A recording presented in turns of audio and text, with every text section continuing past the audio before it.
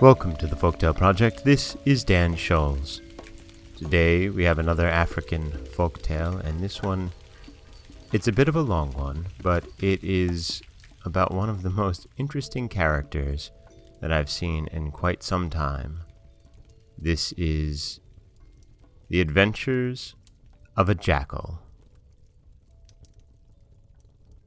In a country which is full of wild beasts of all sorts, there once lived a jackal and a hedgehog, and, unlike though they were, the two animals were made great friends, and were often seen in each other's company.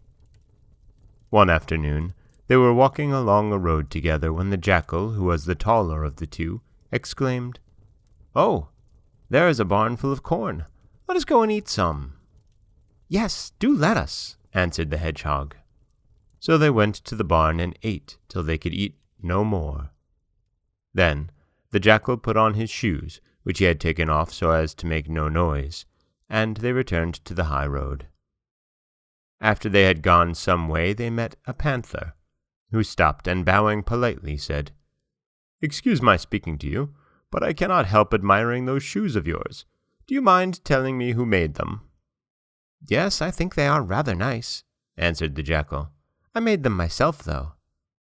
"Could you make me a pair like them?" asked the panther eagerly. "I could do my best, of course," replied the jackal. "But you must kill me a cow, and when we have eaten the flesh, I will take the skin and make your shoes out of it." So the panther prowled about until he saw a fine cow grazing apart from the rest of the herd. He killed it instantly, and then gave a cry to the jackal and hedgehog to come to the place where he was. They soon skinned the dead beast, spread its skin out to dry, after which they had a grand feast before they curled themselves up for the night and slept soundly. Next morning, Jackal got up early and set to work upon the shoes, while the panther sat by and looked on with delight. At last they were finished, and the jackal arose and stretched himself. "Now, go and lay them in the sun out there," said he. "In a couple of hours they'll be ready to put on, but do not attempt to wear them before, or you'll feel them most uncomfortable. But I see the sun is high in the heavens, and we must be continuing on our journey." The panther, who always believed what everybody told him, did exactly as he was bid, and in 2 hours' time began to fasten on the shoes. They certainly set off his paws wonderfully, and he stretched out his forepaws and looked at them with pride. But when he tried to walk, that was another story. They were so stiff and hard that he nearly shrieked every step he took, and at last he sank down where he was, and actually began to cry. After some time, some little partridges who were hopping about heard the poor panther's groans, and went up to see what was the matter. He had never tried to make his dinner of them, and they had always been quite friendly. "You seem in pain," one of them said, fluttering close to him. "Can we help you?" "Oh, it is the jackal. He made me these shoes. They are so hard and tight that they hurt my feet, and I cannot manage to kick them off." "Lie still, and we will soften them," answered the kind little partridge. And calling to his brothers, they all flew to the nearest spring, and carried water in their beaks, which they poured over the shoes.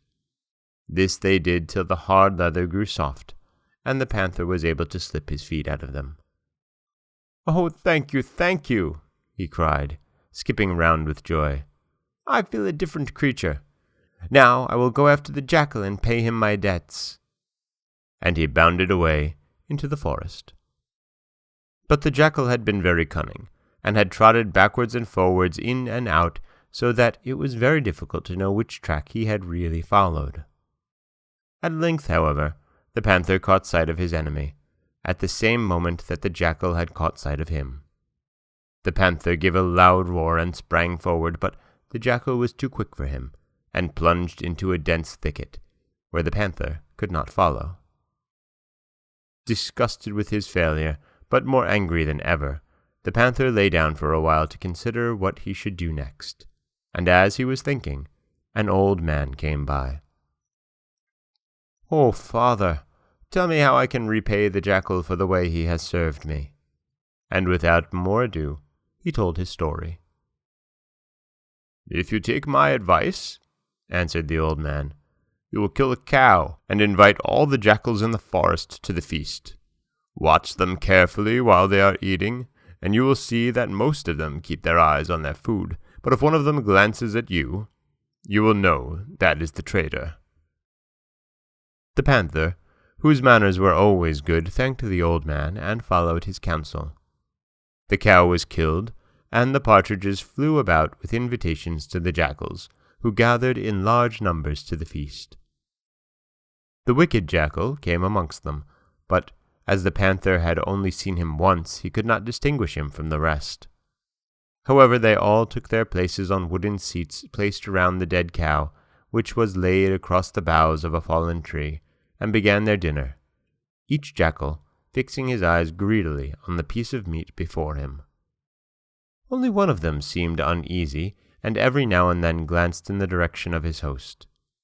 This the panther noticed, and suddenly made a bound at the culprit and seized his tail, but again the jackal was too quick for him, and catching up a knife he cut off his tail and darted into the forest, followed by all the rest of the party. And before the panther had recovered from his surprise, he found himself alone. "What do I do now?" he asked the old man, who soon came back to see how things had turned out. "It is very unfortunate, certainly," answered he, "but I think I know where you can find him. There is a melon garden about 2 miles from here, and as jackals are very fond of melons, they are nearly sure to go there to feed. If you see a tailless jackal, you will know that he is the one you want." So the panther thanked him and went his way.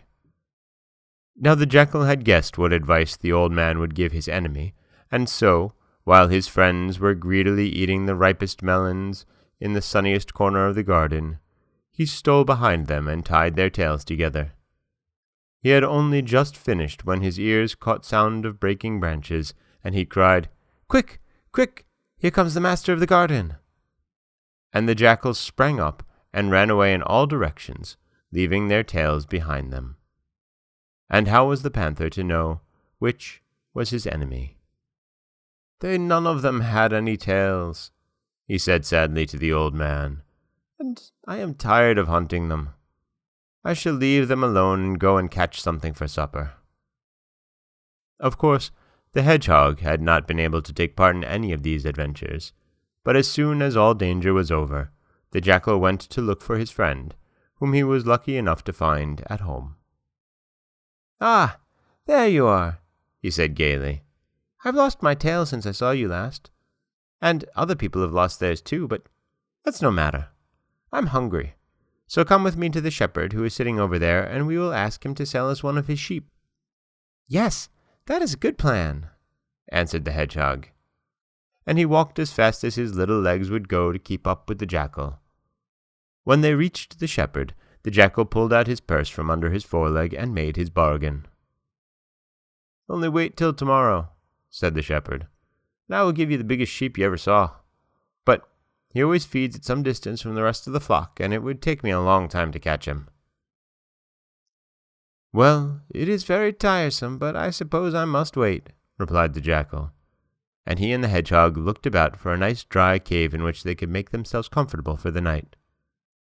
But after they had gone, the shepherd killed one of his sheep and stripped off the skin, which he sewed tightly around a greyhound he had with him, and put a cord round its neck.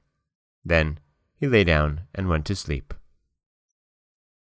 Very, very early, even before the sun was properly up, the jackal and the hedgehog were pulling at the shepherd's cloak. "Wake up," they said, "and give us that sheep. We've had nothing to eat all night and are very hungry." The shepherd yawned and rubbed his eyes. "He's tied up to that tree. Go and take him." So they went to the tree and unfastened the cord, and turned to go back to the cave where they had slept, dragging the greyhound after them. When they reached the cave, the jackal said to the hedgehog, "Before I kill him, let me see whether he is fat or thin." and he stood a little way back so that he might better examine the animal. After looking at him, with his head on one side, for a minute or two, he nodded gravely. "He is quite fat enough. He's a good sheep." But the hedgehog, who sometimes showed more cunning than anyone would have guessed, answered, "My friend, you are talking nonsense. The wool is indeed a sheep's wool, but the paws of my uncle the greyhound peep out from underneath." "He is a sheep," repeated the jackal, who did not like to think of anyone cleverer than himself. "Hold the cord while I look at him," answered the hedgehog. Very unwillingly, the jackal held the rope, while the hedgehog walked slowly round the greyhound till he reached the jackal again. He knew quite well, by the paws and tail, that it was a greyhound and not a sheep that the shepherd had sold them, and, as he could not tell what turn affairs might take, he resolved to get out of the way. "Oh, yes, you are right," he said to the jackal, "but I can never eat till I have first drunk. I will just go and quench my thirst from that spring at the edge of the wood, and then I shall be ready for breakfast." "Don't be long, then," called the jackal, as the hedgehog hurried off at his best pace, and he lay down under a rock to wait for him. More than an hour passed by, and the hedgehog had had plenty of time to go to the spring and back, and still there was no sign of him. And this was very natural, as he had hidden himself in some long grass under a tree. At length the jackal guessed that for some reason his friend had run away, and determined to wait for his breakfast no longer. So he went up to the place where the greyhound had been tethered, and untied the rope. But just as he was about to spring on his back and give him a deadly bite, the jackal heard a low growl, which never proceeded from the throat of any sheep.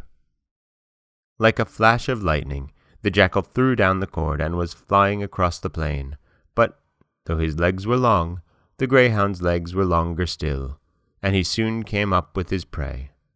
The jackal turned to fight, but he was no match for the greyhound, and in a few minutes he was lying dead on the ground, while the greyhound was trotting peacefully back to the shepherd. And that is The Adventures of a Jackal from Andrew Lang's fairy books. And in it we meet a really interesting character, the jackal, who plays parts of trickster and really just general annoyance, but with that unearned confidence that ends up getting him in the end. And the thing that really kind of sticks with me about this story and bothers me a bit is the shepherd killed a perfectly good sheep to save a perfectly good sheep. I know that he was getting his money, but he still ended up losing a sheep. It doesn't really matter how it died or who killed it or where it went, unless he also ate the mutton, but they make no notice of that. This is Dan Schulz for the Folktale Project. Don't forget that you can subscribe to the podcast on Apple Podcasts, Stitcher, Google Play, Overcast, anywhere you like to get your podcasts. You can also follow us on Twitter at Folktale Project. You can find us on Auto Radio, TuneIn Radio, iHeartRadio, Spotify, anywhere you like to listen. And you can always head over to folktaleproject.com, where you'll find a new story waiting for you every Monday, Wednesday, and Friday. Thank you so much for listening.